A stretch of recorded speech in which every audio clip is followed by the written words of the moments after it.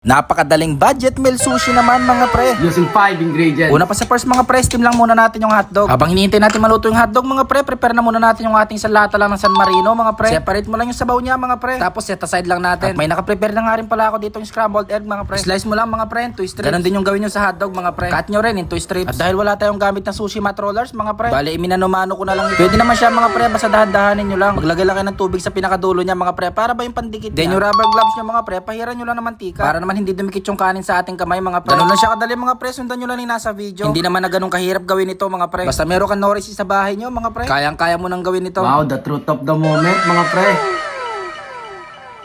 Wow. Ay!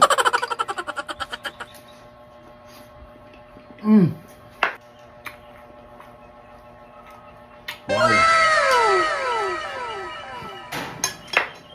Kung gusto niyo malaman yung recipe natin ng sauce, comment nyo lang sauce.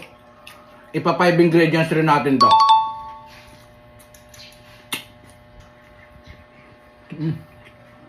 Special shoutout nga pala kay Gabriel Balasa. Pa-shoutout naman po sa Family Balasa dito sa Panay Capiz. Shoutout sa inyo Family Balasa. Thank you for your support. Comment mo na rin kung taga saan ka para ma-flex na rin kita. Bye-bye!